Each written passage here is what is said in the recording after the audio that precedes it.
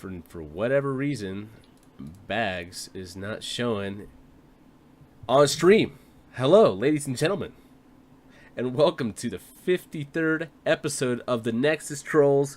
Or I'm sorry, the Nexus Trolls. Sorry, that's what you would call that? Subliminal messaging. The 53rd episode of Trollin HGC. Here's the Storm podcast focused on eSports and a member of the Trolls.gg Entertainment Network. I'm today's host. I'm your host, Goon, and joined as always by Bahgz and a special guest today, DBSmiley. How's it going, guys? How you guys doing? What's up, dude? It's going well enough. How you guys doing? Good, man. Good. You? Listen, it wouldn't be a Trolling HGC intro if we did not find a way to mess it up. That is true. And somehow it's working again. So wait, what the heck?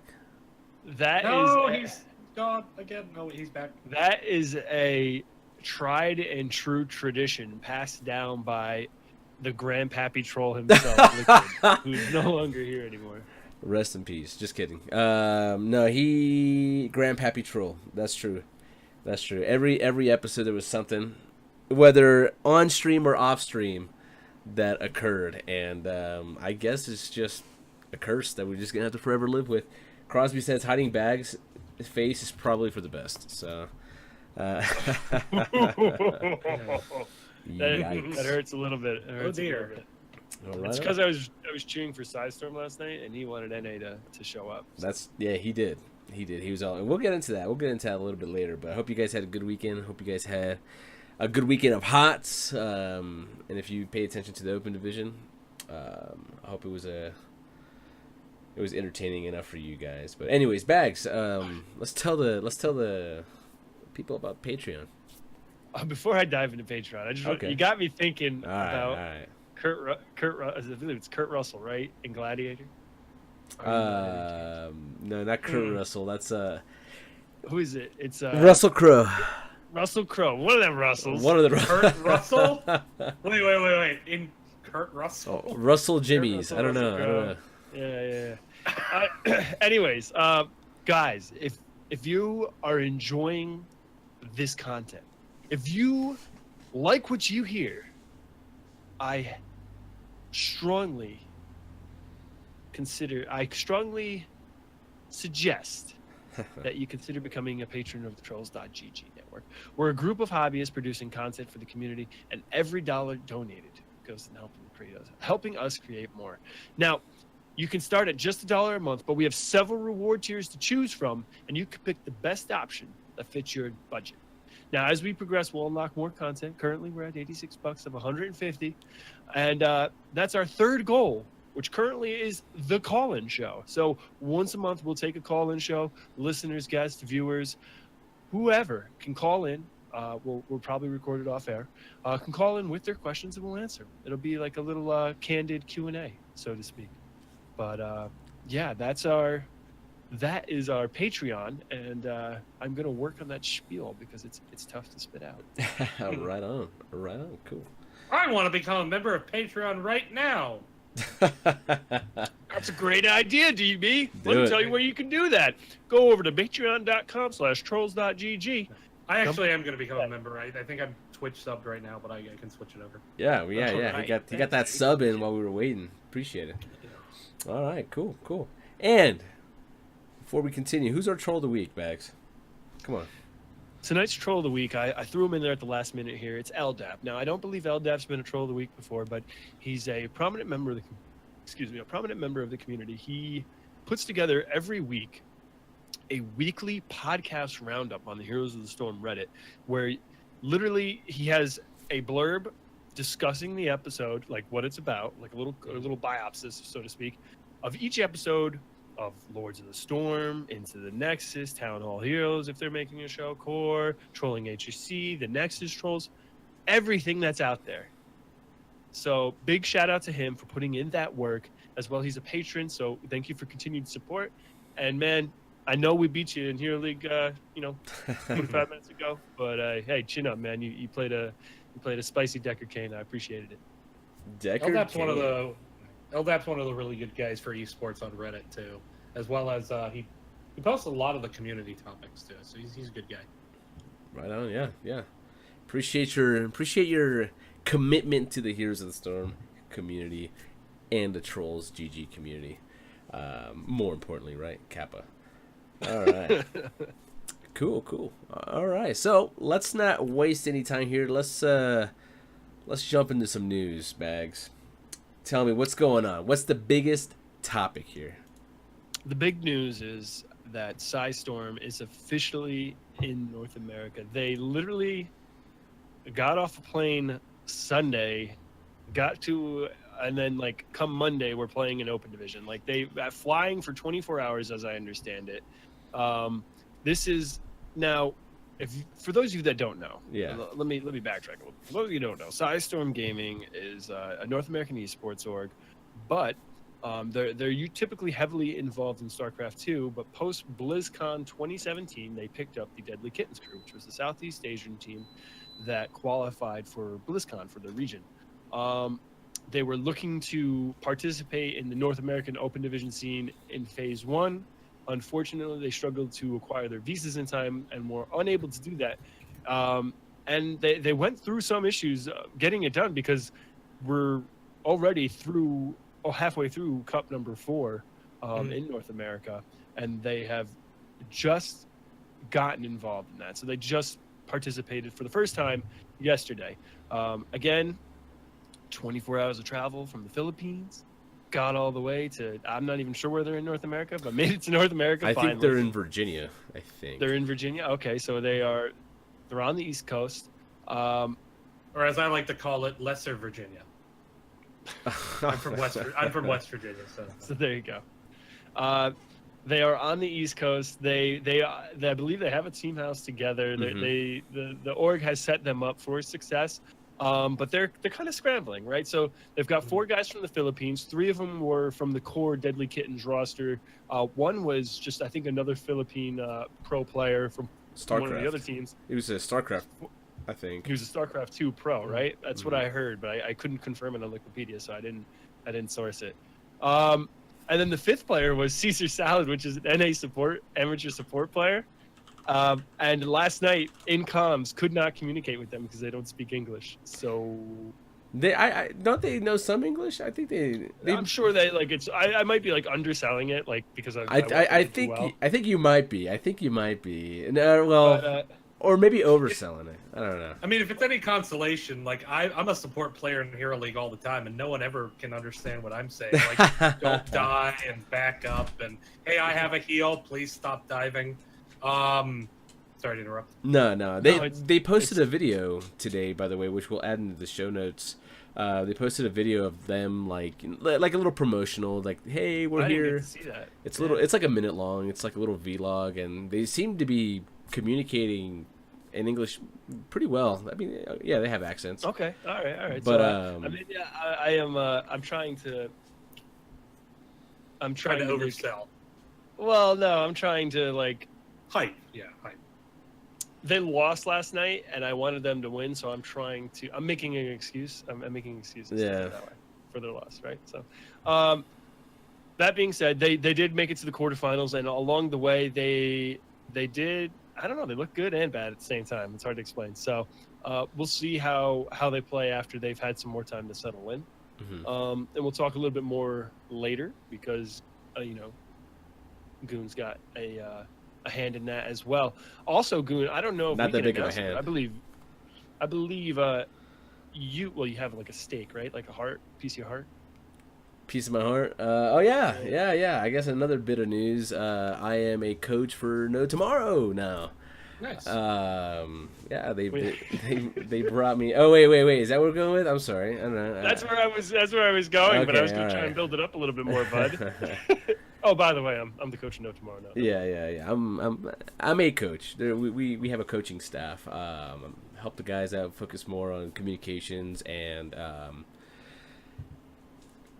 the culture surrounding a team, right? Mm-hmm. And establishing that, helping establish that, and nurture that, and maintain motivation throughout the rest of the season. a human version of the Twitter feed coach quotes, basically.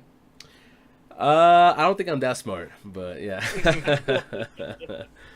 But yeah. I mean, I provide input where I can with drafts and strategies and things like that, but that's not my core focus. But yeah, that's what's new. That's what's new with me. It was cool to hear, Goon in Jin's interview, whatever. But yeah, dude, that's pretty awesome. J Street J kind of threw it out there, and yeah, I guess my official announcement is through here. But yeah, I'm looking forward to it. It's gonna be a fun season. Can you are you able to mention who the other members of the coaching staff are, or no? Yeah, there's an individual by the name of Legend. He is the he is 4 guys and a legend. Or I think I've heard that name before in the HGC. Former Open Division player. He's a smart guy. So yeah, but sorry if you didn't want me to tell. If you want to remain, the ghost writer, so to speak. But yeah, that's the other coach. So I'm sure to show up on Liquipedia for find out shortly. Yeah. No, I honestly wish you the best of luck with that. Like, No Tomorrow has a lot of players I really like. I mean, Jin's interview, it was really cool to see Jin's interview after he got the win, just because it was clear how much it meant to him and how much they put into it. And I think it's really easy for people like, lol, No Tomorrow sucks, lol. No throw Morrow. They put in work. Yeah. No 7-0 Morrow, which I'm not going to lie, like, I thought was kind of funny. But, like, they put in a lot of work for it, and I like a lot of players on that team. I have, on this program, defended Akaface before. So, like, even him, but... which I say even him, not because there are a lot of people who don't like him. I'll just straight up say that. Like, I know that's the case, but I've adapted a lot of my support play to his kind of stuff. Anyway, no, I wish you guys absolutely the best of luck. It sucks that HGC is a zero-sum game, because there's someone on every team that I really like now, as just a player and a person. And it's zero sum. Like, if one of them wins, the other has to lose. So, right. With that said, go HHE. Anyway. That is the nature of competition, right? So. Yeah. And I see that I heard that. So we'll have to reconsider doing the rest of the show. No, I'm just kidding. No, it's honestly true though.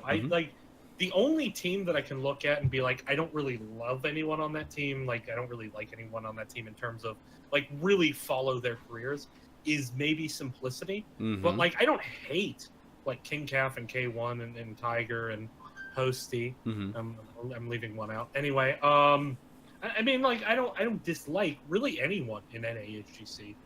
But I really like a lot of the players on No Tomorrow. It sucks they haven't had the success they've wanted. But at the same time, like, it's a zero-sum game. Someone's gonna be in last place. Yep. And right now they're tied. I think they have a chance, and I'm sure we'll talk about this at some point, to get the 5th place with a win this weekend. I think it's actually a pretty interesting game between them, or LFM, excuse me. But we'll get there. Yeah. Right on. Cool. Yeah. Any other news, Bahgz, you got for us, or? That's all I had, man. I wanted to give you the big shout out, the big congrats. You are right on. You're the Coachman HGC team now, which means a lot of my insights and rants that I go on probably gonna get toned down a little bit. But I don't know. We'll see.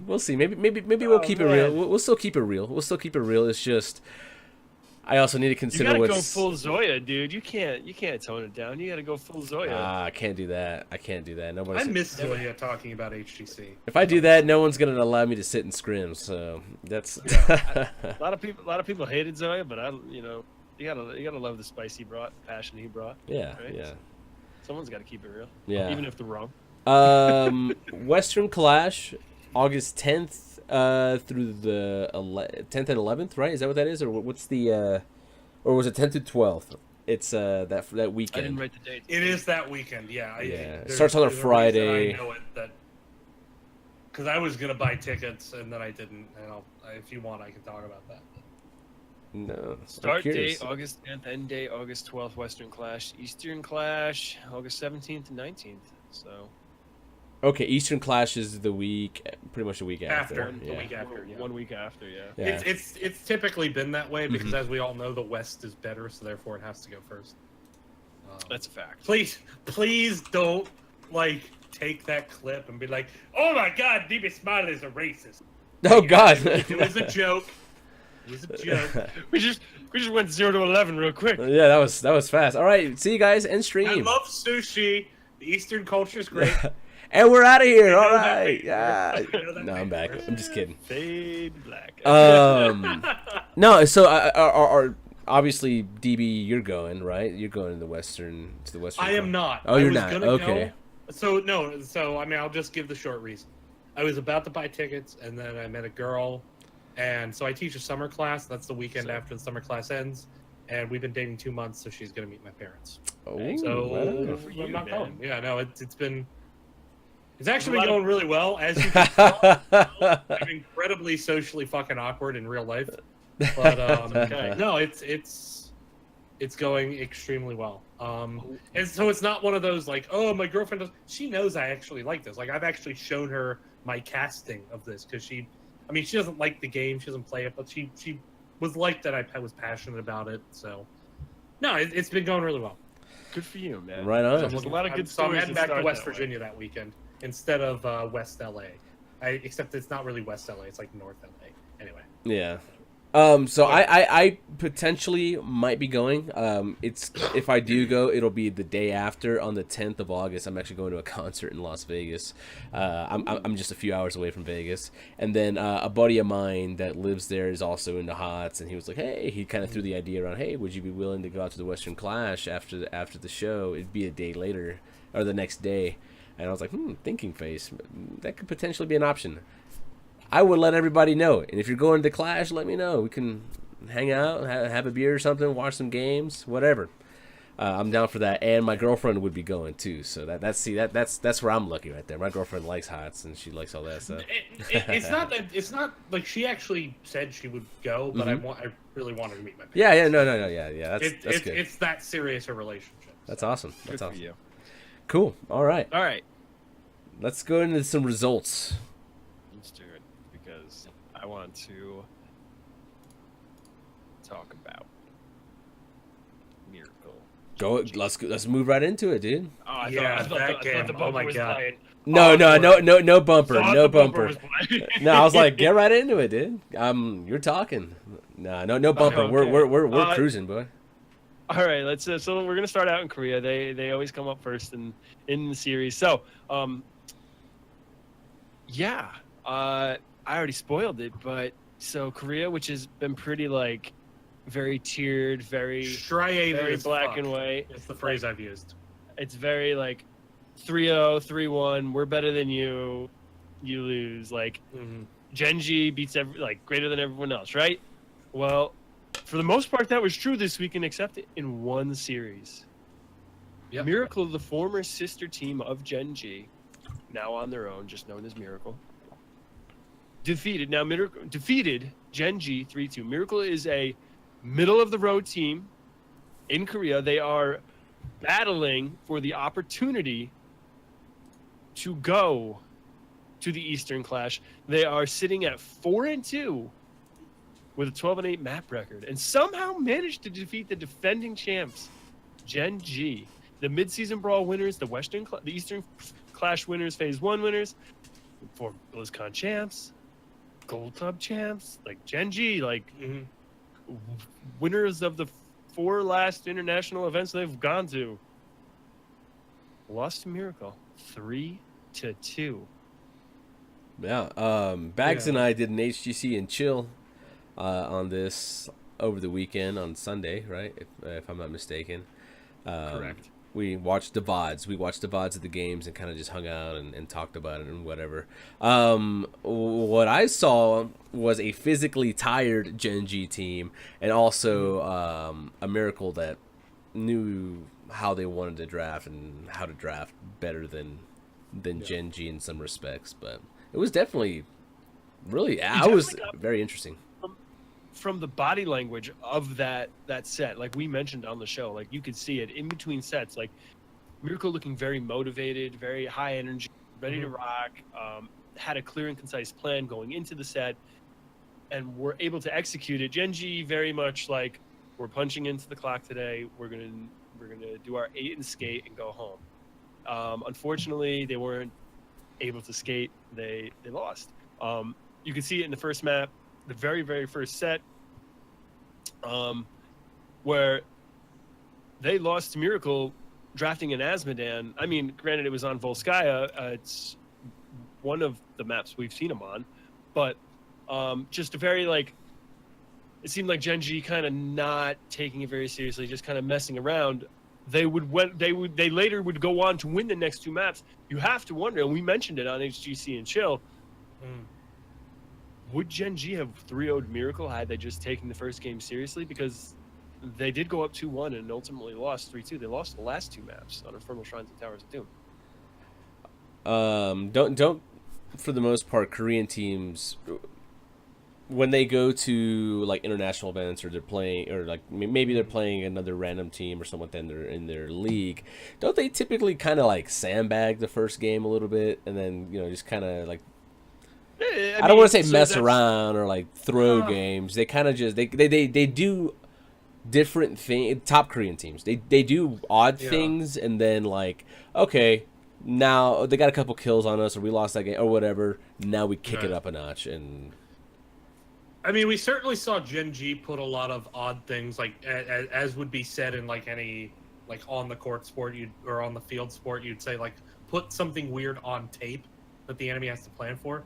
So like, some like Alabama will be playing some FCS Southeast team that is like has won like 3 games in the last like 3 decades. Yeah. And they'll be playing them, and then they'll like do a fake punt while they're up like 77-0, just to put it on tape, because then everyone has to say, "Oh God, we got to prepare for the fake punt." And then Nick Saban, he's conservative. He's never gonna like fake punt again. Granted, Alabama's good enough; they barely punt anyway. But like they're not gonna do a fake punt in an actual game. And I think Gen G certainly did that in some games at midseason brawl. I think maybe that could be what you're saying with the sandbagging thing. Yeah. Honestly, what I would say is, and I'm gonna take it back to like college sports. I've and anytime you turn on like college football and the number 1 team in the country is on the ropes on the road, like the fans get really into it, the team's really into it. And if you look at the teams, like the number 1 team is never excited in that situation. And that's actually how they get upset, is by not being excited about the game. Yeah. And I think maybe there's some effect there. I think one thing we should just straight up mention is Miracle has been steadily improving. There was a lot of rumbling heading into this split about like Miracle had made big strides in scrims. A lot of people had said this, and it was kind of known, like that Blossom. Like if you actually listen to scrim results, which I occasionally dab into, I'm not gonna say that like I follow it closely, but a lot of people are saying, yeah, Blossom brought in some big names, but the real potential to upset the big 3 wasn't actually Blossom, it was Miracle. And that was being talked about. Now, it didn't happen when Miracle had the more likely upsets against Ballistics and Tempest, which everyone thought like, oh, they're gonna beat Ballistics, and they didn't. So it is crazy that it's Gen G losing. Like that's the one you would most expect to be secure. But I mean, when you look at it, like they brought in Nacho Jin off retirement, who's always been a fantastic player, and they really stole the players that carried Feliz and that carried Feliz to its very limited victories, but also Gluck last season. The player that carried Gluck was really Blue Beetle in a lot of ways, and they managed to take him. And when you look at it that way, like, I mean, yes, roster swaps helped them.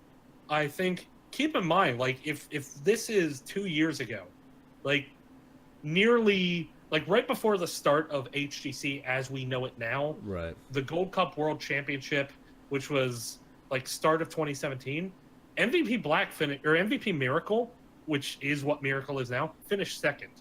So it was a shock when they dropped to 5th in the first season of HGC, and they just that's true. That's true, actually. So there is a pedigree there now. Like almost none of the same players there are there.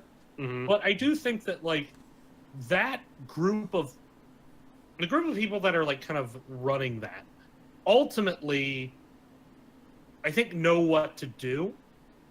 And so I guess I am surprised that Blossom has not at all really challenged any of the top 3, given the subs they made, or given the roster changes they made. I was expecting them to really challenge, and they didn't even challenge Ballistics, they didn't challenge Tempest, they didn't challenge Gen G. But Miracle has.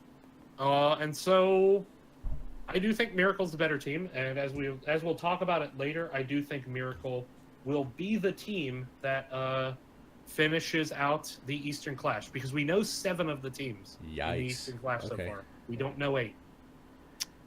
It's going to come down to it's going to come down to Friday morning. Yeah, it's going to come down to Friday morning at 3 a.m. Eastern. Miracle is Or the 5 a.m. better Eastern? team. I'm not sure. I like 5 it. Eastern, yeah. Oh. Well, I'm glad that the scheduling gods gave us that, so that's a good thing. Anything else out of Moving Korea? on. Yeah, I was like, is there really I anything was else gonna out of say, Korea? moving on from Korea, no, there's not. Yeah. I mean, Genji beat Tempest. You and I called that. Liquid's disappointed. Sorry, Liquid. Yeah. Tempest isn't better than Genji. Maybe you come back on the show, Tempest will start winning. I don't know. I mean, that's what it is. Yeah. I do think Tempest is a very good team, and I do think they're the second best team in Korea. But yeah, no, Gen G just put everything into that series, and they overlooked Miracle. I do think that's fair to say. That's probably what happened. No doubt. Yeah, so looking ahead into next week, DB, you've already mentioned it. Yeah. Miracle plays Blossom. Literally the very first match this weekend for HGC, Miracle and Blossom. That match decides who goes to the Eastern Clash. I don't want to linger on it too long right now. When we move away from NA and EU, we'll talk about a little bit more about the Western Clash and the Eastern Clash. Tempest plays. Not as simple as Supernova. Blossom wins and they get in. So Right, it's going to come down to map score. We'll talk about that. Yeah. Tempest plays Supernova. Tempest, it should be an easy win for Tempest. And we've got Gluck versus Felice, a team of bottom feeders kind of duking it out. That's probably going to get overlooked. Then Genji versus Ballistics. Damn. We get a great rivalry match. Yes, I know. I flamed them pretty hard just there. Genji versus Ballistics is a great rivalry match. Unfortunately, Ballistics is really flagging, like really I shouldn't say struggling. That's probably not. I mean, they're 5-1. It's not a great way to describe a team that is 5-1 and at 16-4. Literally, like Genji, Tempest, and Ballistics are all tied, right? Unfortunately, Tempest has beaten Ballistics and Genji has beaten Tempest. So some things could change in the standings as far as seeding for the Eastern Clash based on this weekend with the Genji and Ballistics matchup. That being said, maybe I guess I shouldn't say struggling, because maybe the aftertaste of like just how poorly, the kind of poor form they were in at the midseason brawl is just really lingering with me. I guess maybe is that what it is? Probably, yeah. That and the fact that I picked them to beat Tempest while LiQuiud is still on the show, and then just got egg all over my face. When I lost it. So Ballistics is really riding the struggle bus, guys. That should be a really exciting matchup. Do you guys have picks for that one in particular? I think Genji's gonna win, but I think Genji will win. I think it's just they overlooked Miracle. That's all. yeah. I think Miracle figured out some kind of drafts they could beat Genji on. Genji overlooked them, wasn't playing great. Well, put everything into beating Tempest. So yeah.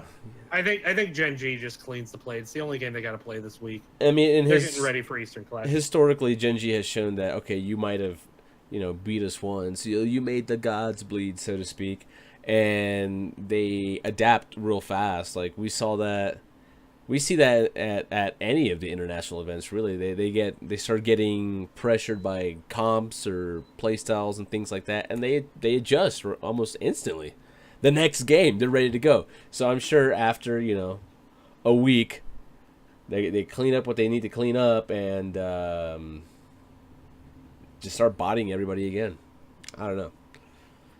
I think we're all in agreement then. Genji's probably going to win. Probably going to be a 3-1 in favor of Genji. 3-0. I guess. 3-0. Oh, you're going 3-0. Put me down Okay. for 3-0. What? No question. 3-0. I'm thinking Ballistics 3-0. is the weakest of the power three. I think Gen G, because it's the only thing they have to prepare for, it's the only thing they're going to prepare for. 3-0. Yeah. I forgot to mention. So the other matches aren't as exciting, but Miracle and Blossom, we didn't make picks for that one, and we should. Now, I think it might be behoove us to just talk about that when we talk about Eastern. all right. Let's do Because it. it's literally the only match that matters. And then when we make our pick for that, we're actually making our pick for who goes to Eastern Clash anyway. Okay. Works for me. Let's move on to EU then. Let's do it. EU. Anything in the results from EU last week stand out to you? I mean, I just want to say Granite Gaming, baby. Like, you 3-0 Monkey Menagerie. This is a team that shouldn't be beating people a whole lot, right? Maybe. And for them to come in and say, we're beating Monkey Menagerie, we're going to 3-0 Monkey Menagerie is a statement.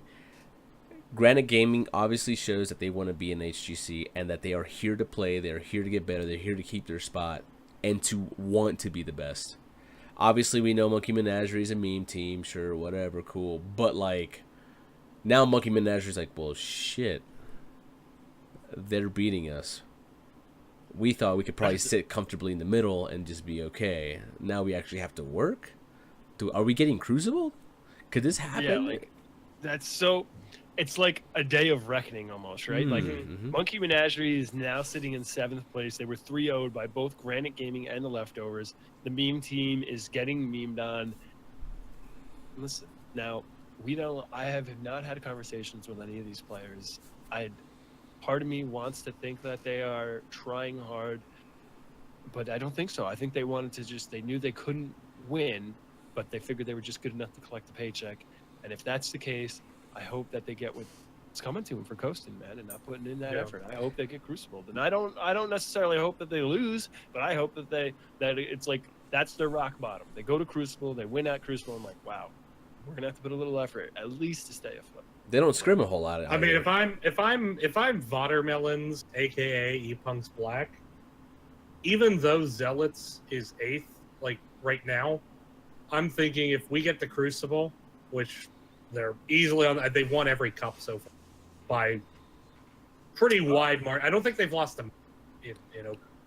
I could be wrong there. Yeah. Curveball results from today. This just in. Epunks Black lost today. We'll talk about it. Oh, well, my bad. All right, I'm a failure at life and everything. Anyway, it's okay. It's breaking news. Don't feel bad.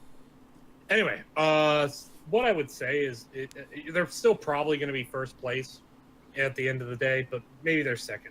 Whoever is first place, even if Zealots, because of their bad start, still finishes like in the bottom 2, or even if, let's say, Granite Gaming reverts and they finish bottom 2, and they even finish last, I'd still pick Monkeys to play. And it's just for the reason we said. It seems like they're kind of just collecting a paycheck and okay with that. It's kind of similar to what, if you look at the NA Open Division, what happened last season. Queen's Gambit targets No Tomorrow instead of, and they almost got it. Yeah, they almost got it. Exactly, and that LFM. I mean, that says something. That there's some respect that's there. That's understood. That's seen, or that hard work is noticed. But not saying that a lot of people don't work hard, but. Says the coach of No Tomorrow. Anyway, well, this is pre me. This is pre me, like pre. No, Goon. I know.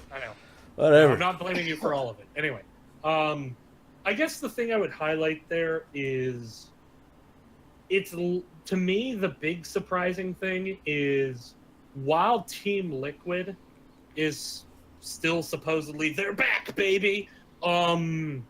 Still struggle with Granite Gaming. Now, I should note, Granite Gaming, even as Diamond Skin, even as playing Ducks, while they were never great, they always got a lot of 2-3s off good teams. And they would pull upsets. Mm-hmm. It was weird because they would lose games, but their elo never dropped because they always took a map or two off of really good teams.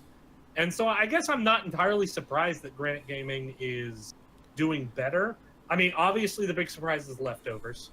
Yeah. In EU.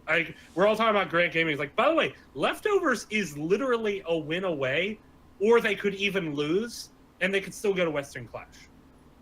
Like, those things could happen. If they literally win a match against who are they playing? They're playing Leftovers. If they beat Leftovers 3-1 or 3-0, they go to Clash. That's it.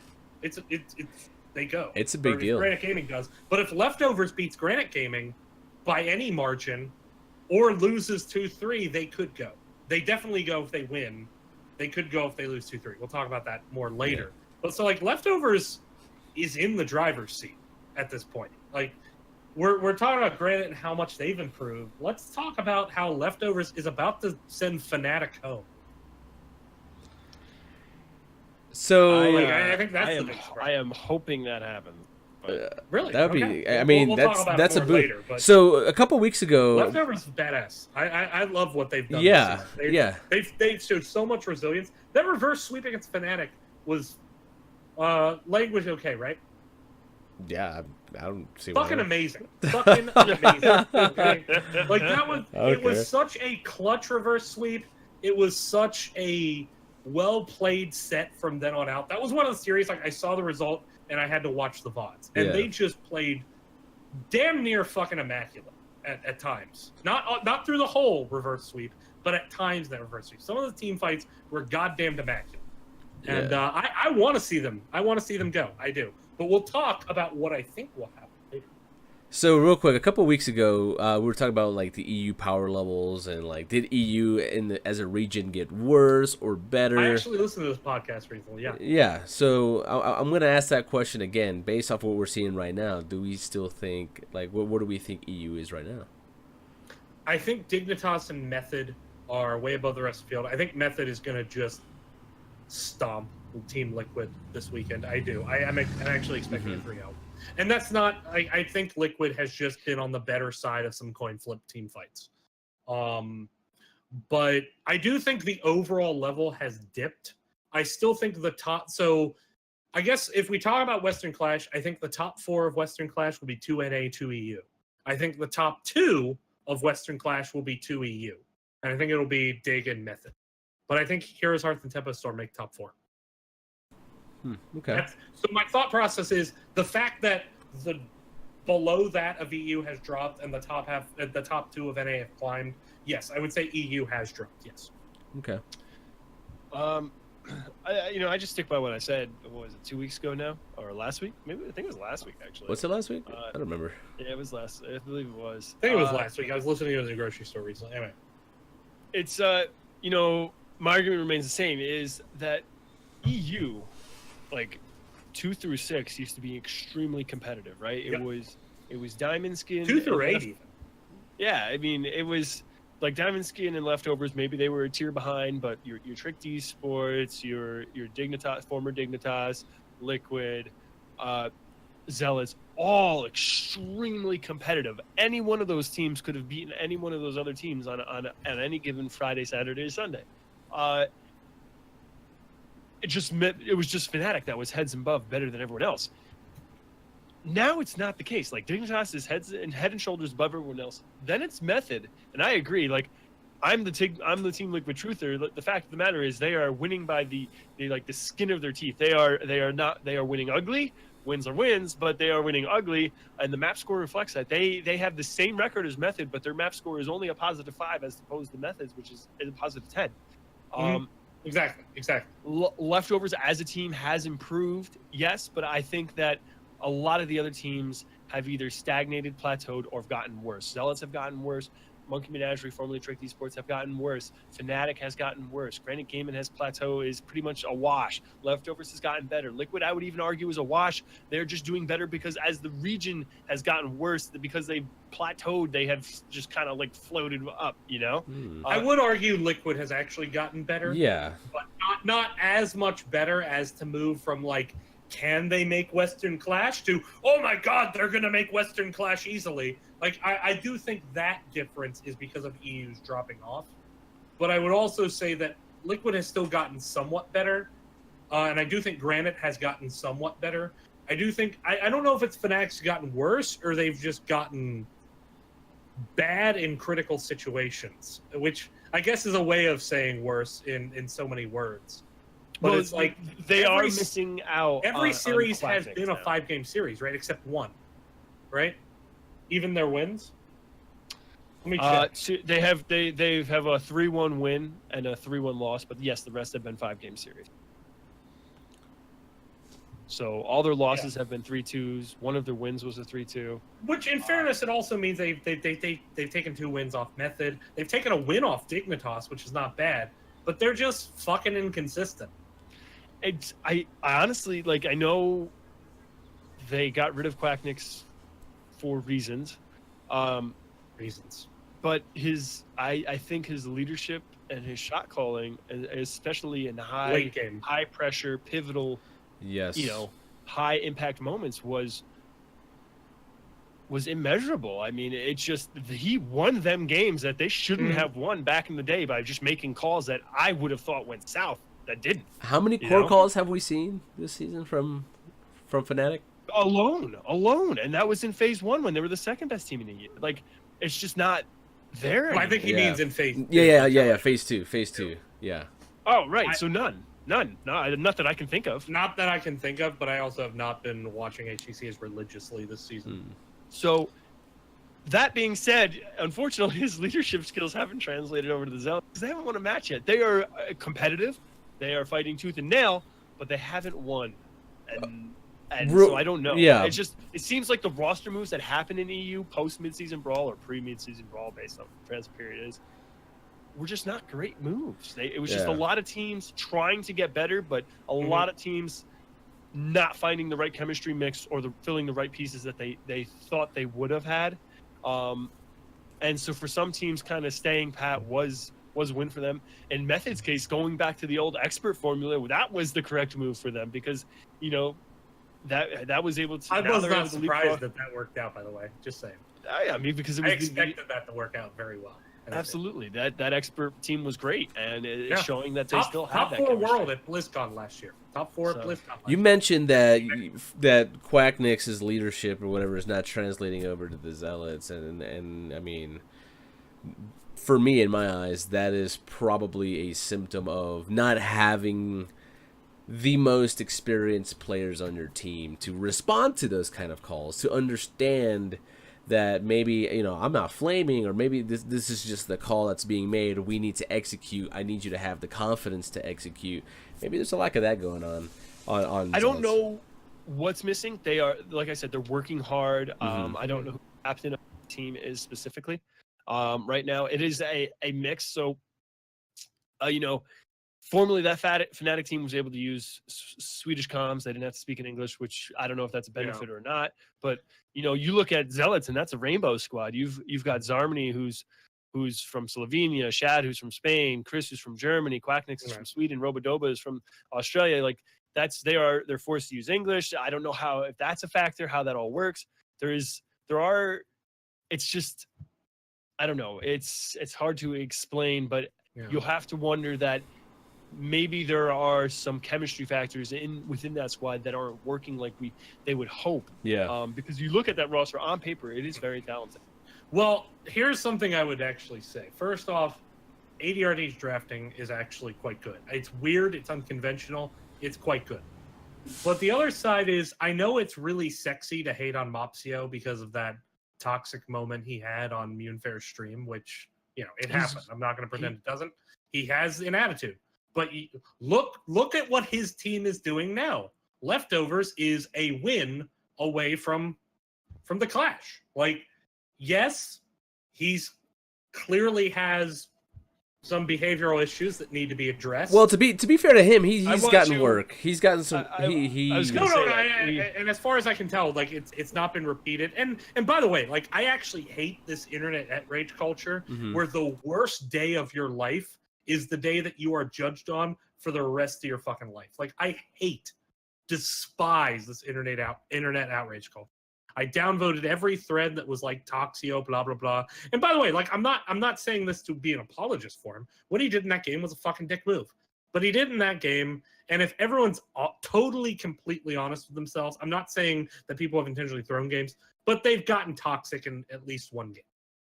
And I'm not trying to say that like that's excusable. It's not, and I think the suspension for Blizzard was actually warranted for the weekend that it happened. But he's a good fucking player, and he's really doing great work for Leftovers. This was a team that barely won any sets last season. Now they're a door knock away from Western Clash. And I do think losing Mopsio as a tank has hurt the team. I like Robodoba. I know he comes from ANZ, where it's hard to get good competition. But here's the reality. He didn't have good competition until he got to EU. And yeah. I have to be honest, it's kind of shown this split. I know that he was on a team last season. He was on Diamond Skin last season. Diamond Skin didn't win a lot of games last season. I'm not saying he's bad. Like, he could obviously kick my ass in any situation. I'm saying relative to EU tank play, it has been lacking. Controversial opinions. I do want to give a kudos to Mopsio. He's mentioned it in chat on our show before. He doesn't like being called Toxio. He took it personally when someone mentioned it in our chat. I didn't mean defended himself saying that. I was just pointing out. No, it's okay. I just want to people say, yeah. I like the player actually. I want to clear the air. He's gone. I believe it was, he said, to a therapist. He's seen someone to work on it, seen a doctor. Yeah. He's working through it. He's improved a lot since then. So I just wanted to clear the air with that being said. I just mean from the standpoint of, I'm talking about this internet outrage. First thing someone does is immediately taken to be the thing they apparently always do, which is just, it to me is ridiculous. Anyway. So it's a defense of Mopsio, even though it comes across as kind of aggressive to say. But I'll kind of leave it there because I'm just gonna get into deep shit. I hear you. So let's take a look ahead at next week. We've got a spicy matchup, possibly two, right? So Fnatic versus Monkey Menagerie. I think it's safe to say Fnatic will probably win that set. The spicy one and the deciding factor for the 2 or 3 seed coming from EU is Method versus LiQuiud. You've touched on this a little bit. DB, you're saying Method's going to win 3-0? 3-0. Write it down. I'll fucking sign it. 3-0. At me, bro. 3-0. 3-0. Give me your prediction, Goon.